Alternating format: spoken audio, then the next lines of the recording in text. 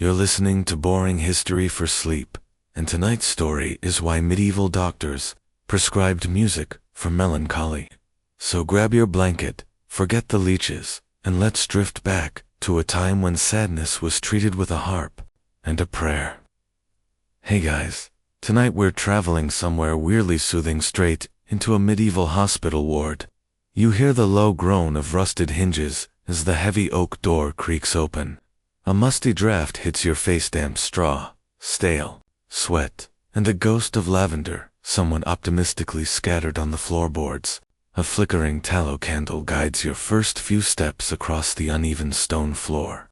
You move past beds with pale, motionless bodies, each one swaddled in linen, like they're halfway between sleeping and mummification. Someone in the corner wheezes, and yet, somewhere above all, that a melody. A soft, plucked sound, warm and woody, floating just above the coughing. Lute music. It trickles down from a balcony, where a hooded figure strums like this is a royal banquet, instead of a ward filled with boils, fevers, and existential dread. You squint. Is that a doctor? He's in robes, yes. But forget scrubs, he's layered, in heavy wool, and wearing a fur-lined cap indoors. Around his waist, a jangly belt of vials and small wooden flutes. You spot a tiny sack labeled rosemary tied beside something much less charming, a shriveled frog. You probably won't survive this. So, before you get comfortable, take a moment to like the video and subscribe, but only if you genuinely enjoy what I do here. And hey, drop your location and local time in the comments. I love seeing who else is trying to sleep through the dark ages tonight. Now, dim the lights, maybe turn on a fan for that soft background hum, and let's ease into tonight's journey. Together, you shuffle slowly between sick beds. There's no real privacy, just thin fabric curtains, stained with herbs and ink sketches of what looks like zodiac signs. You pass one patient who's wrapped head to toe, only his mouth visible, quietly humming along to the music, like it might cure his plague faster than garlic poultices and goose grease. The doctor, yes, the one with the frog, approaches you, now tapping a scroll with an ink-stained finger. Melancholia, he mutters, as if diagnosing you with something both serious and vaguely poetic. You try to clarify. You're just tired, maybe sad, definitely not medieval. He isn't listening. He adjusts his hood and gestures toward a stool by the fire. You'll need the Dulce Tranquillita's suite, he says, handing you a small parchment listing instruments like it's your pharmaceutical order. You half expect a lute solo to come with a code-pay. The music swells against low, repetitious, and gentle, almost like someone designed it to mimic breathing. In, out, a pattern so relaxing it borders on hypnotic. You blink slowly and feel your muscles release. No one's asked you about your blood pressure, but they did. Just check your pulse by placing a polished stone on your wrist, which seems questionable. Around you, other patients lean toward the sound too. One man is clutching a stuffed owl. Another rocks gently in place, eyes wide and tearful. The music soothes the black bile, your doctor explains, as if that means anything at all. And here it is, the medieval cornerstone of mental health, the four humors. According to your healer, your sadness is because the black bile inside you has overpowered the other juices. Gross, yes, scientifically accurate, not even a little. But it was the best they had at the time. The music, they believe, shakes the bile into submission.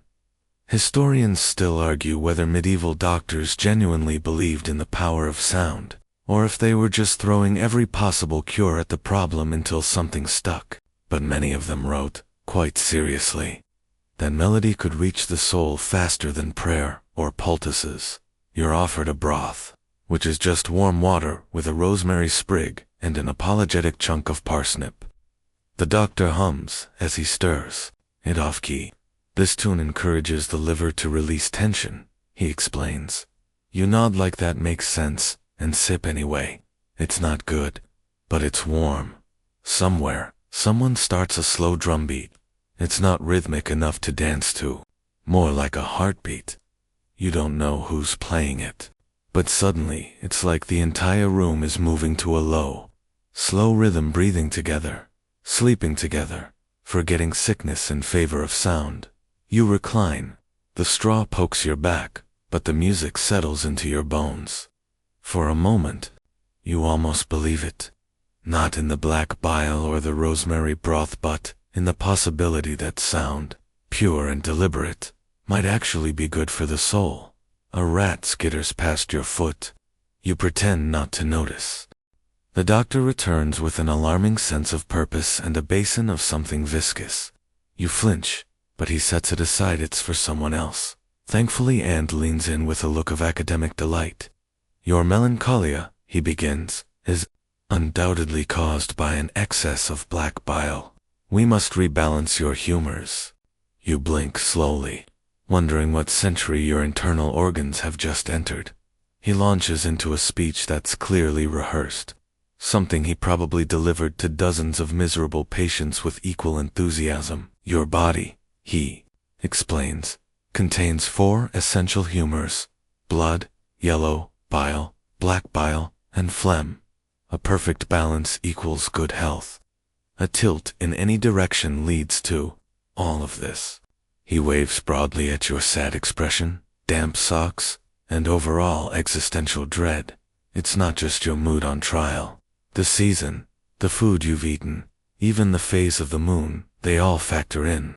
You're too cold and dry, he says, narrowing his eyes. A music in G minor should help. Or maybe C, he rubs his temples. Unless it's your spleen. Then we'll need a psaltery. You nod, because what else do you do when someone diagnoses you with seasonal spleen imbalance? Welcome to the wild world of medieval medical theory, based on ancient Greek ideas and adopted with full enthusiasm by the Middle Ages. The humor theory was their version of science. Feeling weepy, too much black bile, irritable, yellow bile's acting up. You might as well be a bowl of soup, missing a pinch of blood and a sprig of phlegm. And this wasn't fringe. It was textbook. Every educated healer, university-trained or monastery-raised, swore by it. Monks copied dusty manuscripts, detailing exactly how singing in a cool room at twilight could draw down heat from an inflamed temper, or how listening to soft lute melodies might drain excess sorrow right out of your pores. It's bath bombs and binaural beats, but medieval. You shift in your seat, which creaks dramatically. The doctor seems thrilled. Restlessness. The humors are stirring already. You suppress the urge to stir something else. A mainstream historical fact. In the 12th century, medical texts like Canon of Medicine by Avicenna, translated into Latin, directly tied musical modes to humoral balance. For instance, they believed that major modes or their ancient equivalents could stimulate cheerfulness, while minor modes could soothe melancholy. Imagine prescribing a harp instead of Prozac. The doctor hands you a scroll filled with black notation. It looks like someone spilled ink in neat, repeated chaos. This is for the next phase, he says, solemnly. Listening only. You glance down. It's titled Melodia Curativa, for liver sadness and soul drought. Okay? Sure. As he moves away, another patient catches your eye, an elderly woman gently banging a spoon against the bed frame, in rhythm with the music. It makes the sadness hum. She whispers to no one in particular. It tells it to go away. That, right there, is your quirky historical tidbit. Patients, especially those in monastic care, were sometimes encouraged to participate musically, even if just rhythmically, as part of their treatment. There are accounts of melancholic individuals being given small bells or spoons to engage the body's energy. If someone hands you maracas for your next therapy session, don't be shocked. It's practically medieval. You lean back again, adjusting the itchy wool blanket they've thrown over you. Everything itches in the Middle Ages, even emotions. Another doctor enters, younger and smugger, and begins arguing with your first physician about the root of your condition. He insists that the music needs more rhythm, more percussion. Melancholia thrives in stillness, he says. We must startle it. They squabble politely over mode and meter, while you try not to breathe too loud. Historians still argue whether these musical prescriptions were more metaphorical than practical, if doctors truly believed in their healing power, or simply wanted to create calming environments that kept patients manageable. But scrolls from the era clearly suggest specific musical instructions, depending on the patient's emotional state. One suggested pairing for sadness, 3-part harmony in slow meter, strings preferred, no wind. Another, avoid voices during full moon. You don't know whether to laugh or take notes. Meanwhile, the music continues: plucked strings, a gentle drone, and something like a distant bird call. You're not sure if it's part of the song, or just an actual bird nesting in the rafters. Both possibilities seem equally likely. You breathe deeply.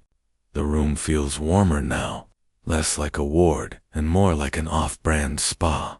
The doctor returns to check your pulse again, this time using his thumb and a small pebble. Steadier, he nods. You're responding well. Another hour, and you may feel laughter again. You smile faintly, despite yourself. You're jolted softly by the low murmur of voices somewhere near the cloister arch. Monks, wrapped in thick brown robes and carrying scrolls under their arms, are gathering near a makeshift platform at the back of the ward. One of them taps a tuning fork gently against the stone column, and it hums with a sound that doesn't so much ring as ... shiver. The doctor leans in and whispers, "This next part is very important." His breath smells faintly of onions and cloves. "We're recalibrating your emotional soul frequency." You nod politely, because the man is holding a dried eel and looks like he means it. The monks begin their slow, methodical chant, low, harmonic, and impossibly even. It feels like honey being poured over the rough stone of your nerves. Each syllable lingers, echoing off vaulted ceilings and settling over your skin like warm fog. This isn't just a lullaby. It's a diagnostic tool. See? Medieval physicians believed the body and soul were connected by invisible strings, literal ones, according to some scholars, and music. That was the tuning mechanism. Melancholy wasn't just sadness, it was a spiritual and bodily dissonance, a soul that had slipped out of key. Tonight, they're playing a series of tones they believe will realign you. You try not to think too hard about how a bunch of singing monks has now replaced your therapist, your pharmacist, and possibly your chiropractor. Here's a mainstream historical fact. The 13th century medical school in Salerno, Italy, arguably the first of its kind in Europe, taught that music could draw the soul back from the brink of imbalance. In some cases, students learned to identify emotional states through changes in vocal pitch and rhythm, almost like primitive mood ring diagnostics. But with chanting instead of jewelry, the lead monk gestures gently to a boy with a son.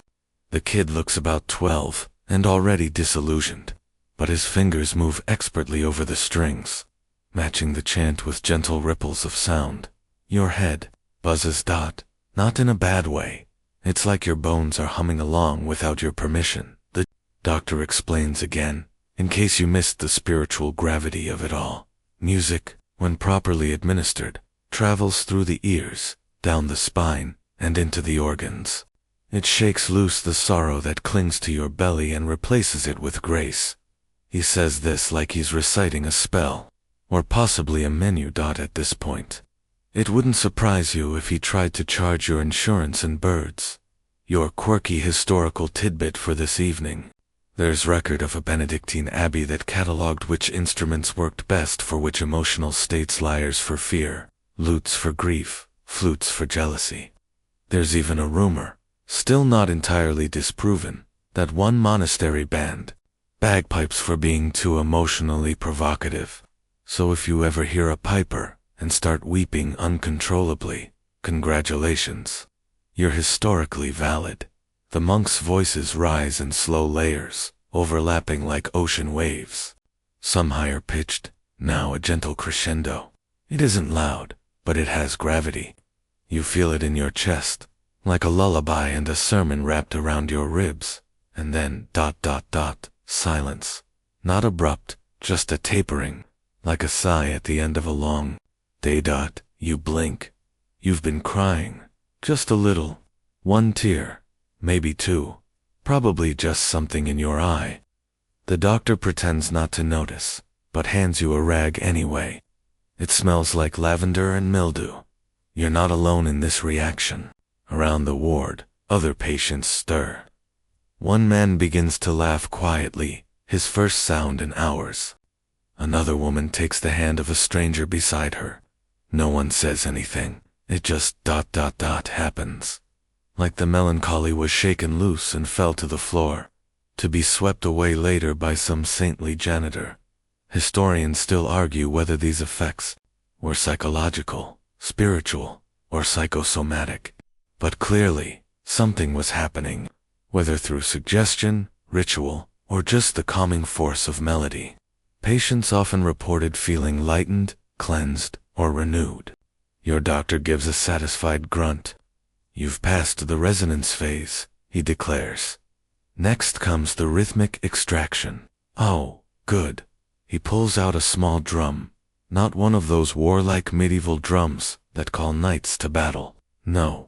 This one is about the size of a dinner plate and painted with strange symbol stars, moons, and what looks like a sheep dancing. He taps it gently, almost playfully. This one speaks directly to your pancreas, he says, straight-faced. You're not sure whether to laugh or worry. Still, the rhythm is soothing, simple, circular, like footsteps on gravel. You close your eyes and feel it coaxing your thoughts into slow loops. You try to hold on to a single idea, something smart, or at least coherent. But it dissolves in the cadence. You exist now only in pulses, just you and the beat, and the knowledge that your soul might be slightly more in tune than it was an hour ago. You wake, though you're not sure you actually fell asleep, to the soft rustle of parchment and the muffled scrape of a quill pen. Your doctor is hunched over a lectern nearby, carefully scribbling your treatment log. You sneak a peek, patient, weeping moderately, pulse sluggish but tuneful. Response to lute-based therapy, 4 out of 5 stars. He underlines that last bit with flourish. You stretch, the blanket crackling with dry hay underneath, and notice something peculiar. A small scroll has been tucked beside your straw pillow, rolled tight, sealed with red wax. You break it open carefully. It's sheet music. Well, medieval sheet music, which means it looks like a cryptic treasure map, all squiggles and square notes on red lines, but the heading makes it crystal clear. Prescriptio musica, ad melancholiam. You've just been handed a musical prescription. And no, this isn't a joke. In the later Middle Ages, especially in well-staffed hospitals tied to universities or monasteries, actual music prescriptions were written and issued, often customized to the patient's condition. You might get assigned a chant if you were too agitated, or a specific harp sequence if you hadn't spoken in days. It was less Spotify playlist, more medieval mixtape with side effects like mild spiritual clarity. The doctor notices your puzzled expression. Don't worry, he says gently. A trained lutist will administer the dose. And sure enough, one is already entering the ward. He's tall, slightly hunched, with a nose that could slice bread and fingers stained with walnut oil. He carries his lute like it's royalty. He doesn't ask your name, just nods, reads your prescription scroll with all the solemnity of a surgeon, and begins to play. It's slow, intimate, not sad, exactly, but weighty, like it understands your pain and agrees with you, silently. The sound is richer than before, plucked carefully so each note has room to breathe. You listen closely and realize there's a pattern. 4 notes, then a pause, then 3, then 1. That lingers just a second too long, just enough to catch you off guard emotionally.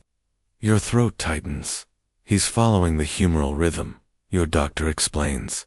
4-4 phlegm, 3-4 yellow bile, 1 for the liver's echo. That doesn't clarify anything, but you pretend it does. He seems proud of his logic. Mainstream historical fact here, by the 14th century, some physicians and monks genuinely believed that music could be measured and matched to emotional disorders. In fact, manuscripts from the Montpellier School of Medicine advised using tonal scales to adjust bodily rhythms, comparing human organs to tuned vessels. It wasn't all metaphor. They really saw your spleen as being in G minor. Sometimes you close your eyes again. The lute speaks in little loops, circular phrases that repeat with subtle shifts, like tides adjusting by moonlight. Every so often, he pauses, adjusts a string, and changes something imperceptible. But you feel it in your spine, and yes, it's working. A calmness settles in, not like a wave crashing, but like a blanket unfolding. You feel oddly grateful, like someone finally gave your sadness a proper name and a melody to match it. Then, abruptly, a bell rings. Not harsh, just clear and persistent. The lute player stops mid-note and bows slightly. Time for harmony realignment, he says softly, gathering his things and exiting like a musical ghost. Your doctor is already back with a new scroll. This one is shorter, less ornate. A transitional mode, he says. We don't want to shock your humors. Think of it as ... emotional stretching. You're directed to sit near the hearth. Not too close, it's believed extreme heat could inflame your spleen and cause melancholic bubbling. A phrase you desperately wish you hadn't heard. Another patient joins you, a young woman, eyes rimmed red, cradling a carved wooden recorder like it's a relic. She's your duet partner, apparently. But don't worry, she's doing all the playing. She begins to play a soft, wavering tune slightly out of key, but haunting. It floats upward like steam, notes tumbling into one another like shy dancers. Your doctor claps once, quietly. Excellent. The Dorian mode. That's your quirky tidbit. The Dorian mode, which sounds halfway between happy and sad, was believed to be especially powerful in treating melancholy. Not too bright, not too mournful, perfectly balanced, like musical oatmeal for the soul. Plato even mentioned it centuries earlier, and medieval thinkers were all too happy to resurrect the idea. But the recorder squeaks. The girl blushes. Your doctor frowns. Emotional blockage. We may need a tambourine next time. Historians still argue whether the efficacy of this music therapy was due to the actual tonal structure or simply the comforting repetition and human connection it provided. But clearly, the idea of personalized music treatment wasn't just spiritual fluff. It was deliberate, prescriptive, and, if nothing else, a better alternative than drinking mercury or rubbing burnt toads on your temples. You smile at the girl. She smiles back, recorder trembling in her hands, and for a moment, without herbs or chants or charts, two souls in this strange, aching place feel just a little lighter. The room has changed, not physically. The walls are still uneven stone, the air still smells faintly of smoke, time, and unwashed linen. But something about the feeling in the room is different now, like someone turned down the emotional volume. The music lingers in the corners, and even the coughing fits sound somehow synchronized. You wouldn't call it peaceful, exactly, but maybe, settled. You're ushered into a different part of the ward, quieter, more dimly lit. At the far end is a strange wooden structure, part choir loft, part scaffolding, with room for 5 singers and one truly exhausted-looking organist. Your doctor gestures toward it with pride. This, he says, is the resonance gallery. You raise an eyebrow. He smiles like he's just shown you the crown jewels. Hospitals with choir pits, he says. Very advanced, and he's not entirely exaggerating. Several medieval hospitals, particularly those run by monastic orders, included architectural features specifically designed to amplify the effects of musical healing. Choir galleries, elevated wooden platforms, sometimes built into the walls, were installed so choirs could sing directly over the heads of bedridden patients. Talk about surround sound. You're led to a narrow cot positioned squarely beneath the choir pit. The ceiling above is low here, built to channel sound downward. When the singers begin, it's not just music, it's immersion. The harmonies don't just float, they fall. Voices interweave overhead, soft but penetrating. One moment it's a minor third slicing through your thoughts like a cool breeze. The next, it's a warm fifth, wrapping around your chest. You've never heard music like this. You feel it in your teeth. And apparently that's intentional. The choir's song is in Latin, but no one's asking you to understand the words. It's not about lyrics, it's about tone. The slow, deliberate tempo is almost maddening in its patience. Like the music itself is waiting for you to catch up emotionally. You let yourself breathe in time with the swell of the phrases. A mainstream, historical fact for your sleepy collection.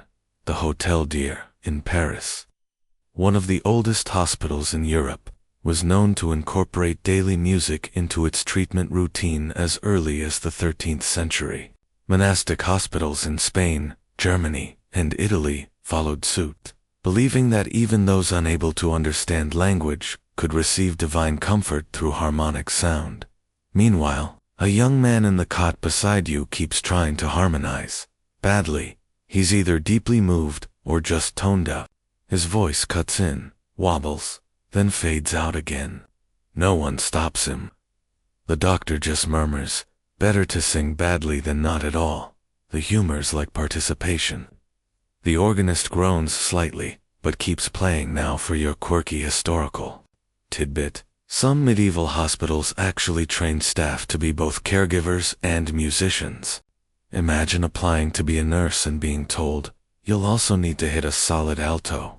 A few records even showed job listings with phrases like, healer must possess strong vocal clarity. You try not to laugh as the choir reaches a long, unbroken drone note probably meant to vibrate your kidneys into optimism. It works, sort of. You feel like a tuning fork in a wool blanket. Your doctor, now sitting cross-legged nearby and scribbling furiously, looks up and whispers, there, modulating. This next section is for the lungs. You nod solemnly, even though you have no clue what that means. The tempo slows again, until the silence between notes is longer than the notes themselves. You feel like you've slipped into some kind of monastic dream where time runs on vowel sounds and echo. Historians still argue whether these musical treatments had measurable physiological effects, or whether the calm created by structured sound was simply enough to relieve symptoms of stress and despair.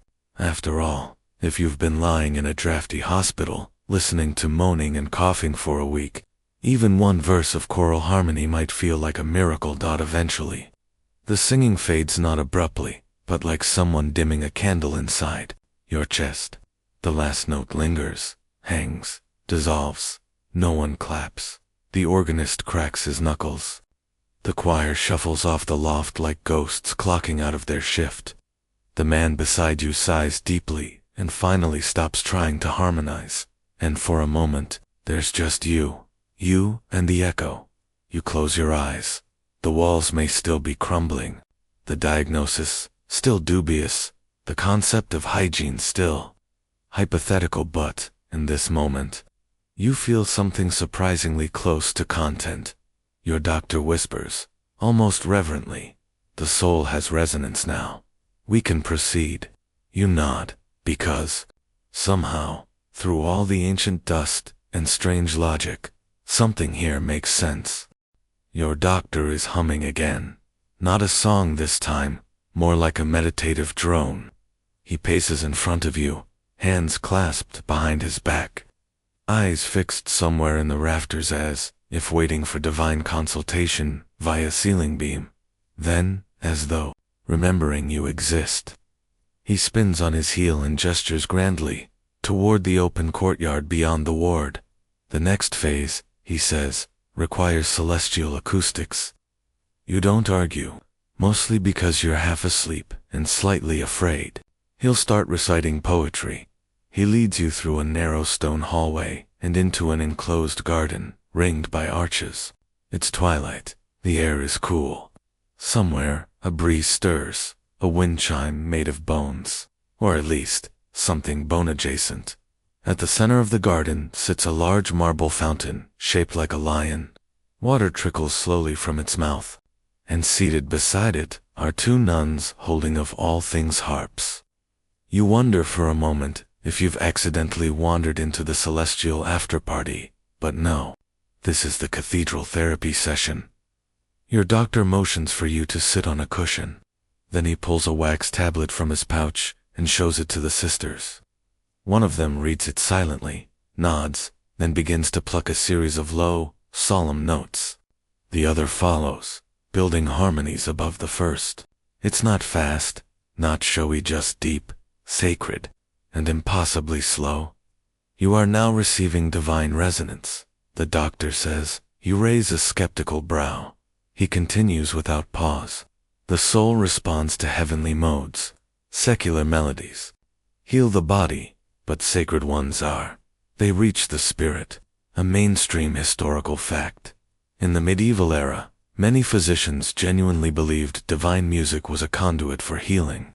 Hildegard of Bingen, a 12th century abbess, composed complex sacred songs she claimed were delivered to her by God, and many of these were used in therapeutic settings. Her writings describe music as the breath of the divine, capable of restoring spiritual harmony in the sick. So yes, you're being treated with literal, holy harmonies. The fountain gurgles, the harps speak. You listen, but there's more. A third figure appears now, a barefoot monk, carrying a small lyre and a reed pipe. He doesn't speak. He just joins in, adding light counterpoints to the slowly unfurling harp lines. It's like watching prayer take sound. You're not sure if it's real, or if the barley gruel is finally catching up to your subconscious. The doctor's voice floats in again. When sadness settles in the soul, he says, it buries itself between the ribs. Sacred music finds it, coaxes it out, sends it floating back to the angels. You nod dreamily, hoping he doesn't mean your actual soul is about to float away. Here's your quirky historical tidbit. There were some healers who believed angels were musically active in the body. They wrote about celestial harmonies vibrating through bones, especially the spine. One particularly poetic theory claimed that the vertebrae were arranged like organ pipes and could be tuned by divine music. So next time you hear a Gregorian chant and feel your back crack, maybe it's just an angel doing a little maintenance. You lean against the fountain, lulled by the rhythm of dripping water and rippling strings. It's like the sadness you brought with you, the heavy, unnamed melancholy, has been slowly coaxed out and tucked beneath the harpist's fingers. She's holding it for you now, in chords and plucks and pauses. And then something unexpected happens. A bird lands on the edge of the fountain. Just a little one, brown, scruffy, probably planning something, but it hops in time with the music. You smile. The nun smiles. The monk doesn't even look surprised. Birds often assist, the doctor says, as if that's normal. They remember heaven better than we do. You try not to laugh, or cry. You're not quite sure which one this mood is. Historians still argue whether these sacred music sessions were seen primarily as spiritual rituals or legitimate medical practice, but it's clear they were considered essential for treating melancholy, especially when other cures failed. The boundary between the sacred and the clinical was so thin, it might as well have been smoke. The song draws to a close. No big finale, just a slow decrescendo like dusk closing its eyes. The harpists nod in unison. The doctor clasps his hands. You are ready, he whispers. Ready for what? You don't ask. Instead, you stay seated a moment longer, watching the last golden traces of sunlight slip from the stones, and wondering briefly if the sadness inside you is maybe a little smaller than before. Maybe it's gone. Maybe it just needed a harp. The next morning, if it even is morning, because medieval timekeeping is just church bells, and vibes you're stirred, awake by a sudden clatter of hooves and velvet. A carriage has arrived. Not for you, of course. For someone important. A flurry of attendants pour in like a confused swarm of bees, followed by a rotund man in purple robes, trimmed with what looks suspiciously like mink. His rings jingle when he gestures. I demand my music, he announces to the ward at large. Immediately, or I'll descend into a melancholic spiral by sundown. You're not sure whether to laugh or salute, but your doctor is already straightening his robe and motioning you to stand. Assist, he whispers. He requires audience therapy, and just like that, you've been conscripted into emotional support service for a minor nobleman with a dramatic flair and a temperament like warm cheese. You're ushered into a side chamber lavishly cooked, dramatically dim, and smelling faintly of cardamom. The Duke or Count throws himself onto a velvet-cushioned bench, groaning. They've played the Dorian mode twice this week. My ghosts are bored. Bring me something in Phrygian, or I shall weep until Epiphany. He fans himself with a tiny handkerchief, then turns to you with sudden curiosity. Do you play? You do not play. But your doctor nudges you toward a nearby lute, like this is open mic night at the old tavern. You sit, you strum. It sounds like someone crying into a wooden bucket. He nods sagely. Yes, yes. That's the sound I was hoping for. Terrible, haunting. Continue. Mainstream historical fact. Melancholy wasn't just a common condition among the peasantry. In fact, it was often seen as a sign of refinement among the upper classes. Nobles and scholars wrote about their ennui with pride, being emotionally tortured by beauty or by poorly tuned violsment. You were sensitive, intellectual, almost fashionable. Which brings us to your current predicament, being mistaken for a court musician because you know how to look sad in candlelight. The Duke closes his eyes as you play, humming off-key in accompaniment. Do you know? He sighs. Last week, I was visited by the ghost of Charlemagne. He said my inner harmony was disheveled. Your doctor, standing nearby with a serious nod, replies, We've had several cases of spectral disharmony this month. Contagious. You pluck a few more sorrowful notes. He nods solemnly. Good. Let the sadness rise. Let it bloom. At this point, you're halfway convinced this entire hospital is actually a traveling theater troupe. Now, for your quirky historical tidbit. Some medieval aristocrats took their melancholy so seriously, they hired personal musicians for daily mood regulation. These weren't performers for entertainment, they were considered therapeutic aids, often instructed to play certain intervals to keep the humors aligned. One French count reportedly refused to eat unless accompanied by a viol in a minor key. Eventually, a servant brings in a bowl of preserved plums and a cat with a very judgmental expression. The Duke pets it, like it's also a licensed therapist. She knows when I'm unwell, he says. Last week she knocked over my psaltery in protest. Very intuitive. You try not to make eye contact with the cat. You suspect she out. You historians still argue whether these aristocratic musical treatments were true medical interventions or just indulgent coping rituals, but the lines were blurry in the Middle Ages. When you don't have antidepressants or indoor plumbing, a private harpist starts to sound very reasonable. The session ends not with applause, but with a long, satisfied sigh. The sadness, the Duke announces, has been sufficiently aired. Leave me to my dreams. You nod, bow why not, and return to the ward, where your doctor immediately begins scribbling notes. You showed excellent restraint, he says, and your chord transitions weren't entirely offensive. You grin, just a little, because for all its theatrical nonsense and feverish logic, There's something oddly comforting about a world where sadness is not only acknowledged but performed, treated, sung to. Maybe the Middle Ages were onto something. Maybe. Sometimes the best cure for melancholy is a lute, a ghost, and a very dramatic cat. You're back in your usual corner of the ward, bundled under what feels like 3 different blankets made of 2 different types of scratchiness. You'd think the musical drama with the Velvet Duke might earn you some rest, but no, your doctor arrives, positively glowing with excitement, holding something round, wooden, and deeply suspicious.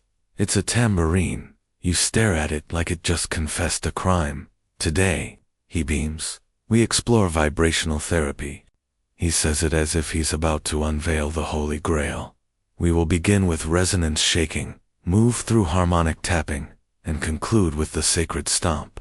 You blink, stomp. He's already moving furniture. Soon, 3 other patients have joined you in what is either a healing circle or the early stages of a folk band. One man holds maracas made from dried gourds, another has a large frame drum, and the third is just clapping awkwardly on the downbeat like he missed rehearsal. Your doctor paces, conducting with a wooden spoon. You begin.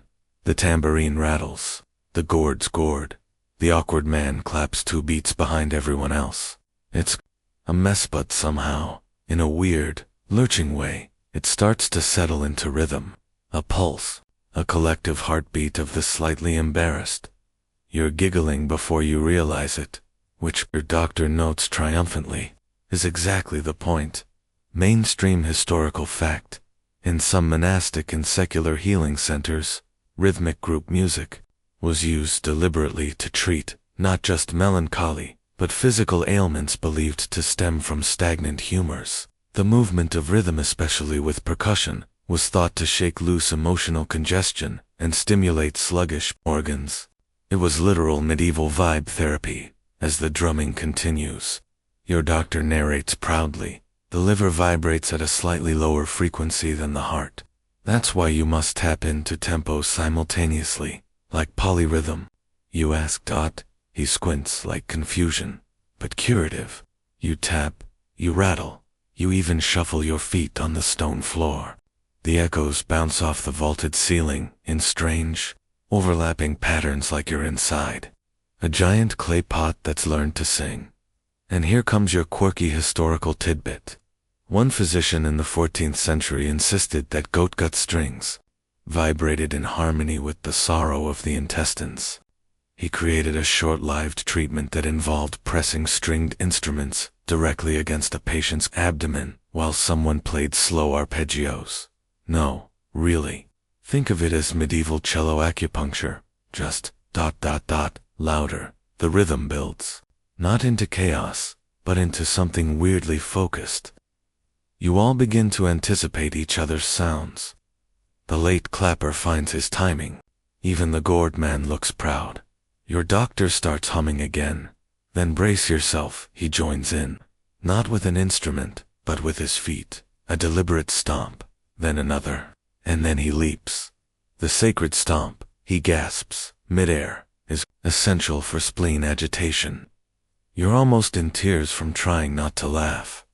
The others follow, tentatively, and suddenly, the entire ward yes.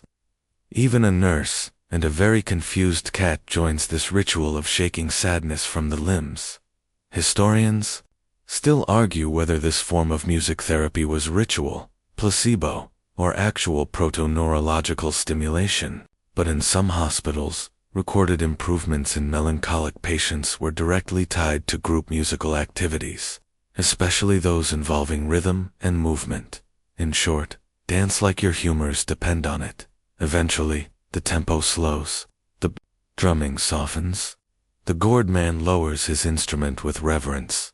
Your arms ache slightly, but your chest feels lighter. A little ridiculous maybe, but in the good way. The kind that nudges sadness out the door without ceremony. You sit, again breathless. The tambourine is warm in your lap. Your doctor gives you a pat on the shoulder, then quietly drops a fresh sprig of mint into your water cup like it's a prize. You've vibrated well today, he says. You can't help but grin, because something about this chaos, the offbeat rhythm, the accidental harmony, the goat-stringed giggles makes it feel like joy snuck into the room while no one was looking. Not loud, not triumphant, just ... Here, in the echo of a stomp, you wake to silence. Not the eerie kind, just the absence of harps, chants, and tambourines. It's strangely unsettling after so many days of constant melody therapy. The air feels still, as if the music itself has left the building, or is hiding behind a curtain waiting for dramatic effect. Then, footsteps, heavy, deliberate, booted. A new physician enters. Not your doctor. This one wears black robes, carries a satchel of iron tools, and has the expression of someone who thinks joy is suspicious. He scans the ward with disdain and immediately walks over to you. No more music, he says flatly. It's time for extraction. You don't like the sound of that at all? He pulls a stool beside your bed and opens his satchel. Inside, leeches, fat, wriggling, aggressively moist. You recoil instinctively. They must suck the sadness from your blood, he says, already rolling up your sleeve like this is a very normal Wednesday. You try to protest, mention that the lute was working quite well, actually, and maybe we could revisit the Dorian mode. He shakes his head. Music is for minor melancholias. Yours lingers. You need drainage. Welcome to the other side of medieval medicine. Here's your mainstream historical fact. While music therapy had a firm place in medieval healthcare, it often stood alongside or gave way to harsher methods when the emotional affliction was deemed severe. Bloodletting, leeching, purging, and even trepanning were seen as corrective approaches to flush or balance the humors when gentler methods failed. The leeches squirm eagerly. You muster your last defenses. I'm feeling much better. Really. Very little bile. Practically cheerful. He grunts. Melancholy lies. Before you can protest again, one of the leeches has been placed firmly on your forearm. You squeal internally, because external squealing would only make things worse. The sensation is horrifyingly ticklish. Then it burns slightly. Then it's just weirdly there. As it latches, he leans in and mutters, sadness lives in thick blood. Thicker blood means heavier soul. That's your quirky historical tidbit. One 15th century manual suggested that melancholia was due to ink-like blood, which was darker, sluggish, and prone to clumping. To fix this, doctors turned to leeches, particularly those that had been fasted for a full day, to ensure their appetite and their spiritual purity. Starved and sanctified leeches. Delightful. And while the leech does its work, he brings out another tool, a tiny hammer and chisel. You stare at it in pure alarm. He notices. Relax. It's for your toes. You do not relax. Apparently, there's a school of thought that pressure points in the feet correspond to organs of emotional processing. So tapping the big toe in a specific rhythm might release sadness from the spleen. That's right, this man wants to play percussion on your toes and bleed. You, at the same time, you think longingly of the harpists. Historians still argue whether this harsher approach was seen as failure or escalation. Did doctors lose faith in music when it didn't work? Or did they always believe in pairing melody with more direct interventions? The truth probably varies by region, training, and how cranky the physician was feeling that day. One nurse gently slips you a dried lavender sachet. For the smell, she whispers, and for morale, you thank her with your eyes. Eventually, the leeches are full and fall off, bloated and vaguely smug. The doctor drops them into a wooden bowl and says something in Latin that probably translates to job well done or be gone. You sad slug. Your arm is wrapped. Your toes are tapped, and your will to live is ... tentative ... and yet, weirdly, you do feel different, not better, not worse, just ... emptied, in a way that feels more emotional than physical, like someone cleared a dusty room in your chest. You wouldn't recommend the process. But you can't deny something shifted. Your old doctor returns at last, looking scandalized. I leave you for one Vesper service, he says, and they leech you. You nod weakly. He checks your pulse. With a look of betrayal. I had just tuned your kidneys to a perfect fourth, he mutters. Still, he sighs, accepts your state, and brings you broth. This one actually has flavor. You don't question the floating leaf, because now you know. In medieval medicine, healing wasn't linear, it was circular.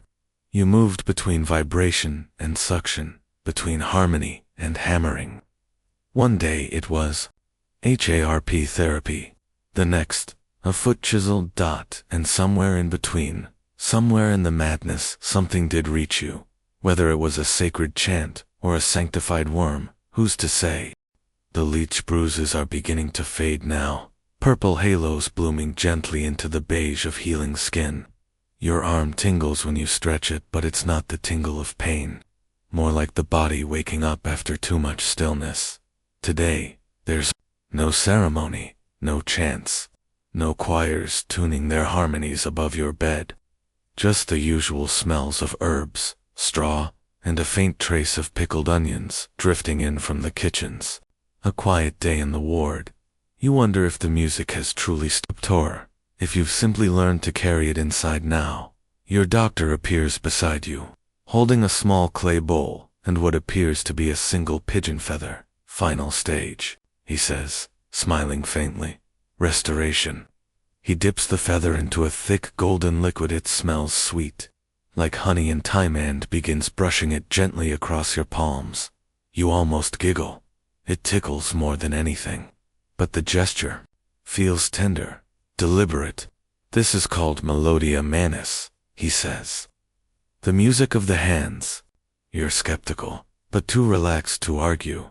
This part, he explains, is not for balance, not for extraction. This is for memory. He speaks as he works, dabbing the feather across each knuckle like he's painting old sorrows closed. You've been sung to. You've been vibrated, chanted over, rattled, stomped, and leeched. But now we end with silence, so that you may hear what still lingers in you. What remains. You nod. It's true, you do hear something. Not out loud, but inside.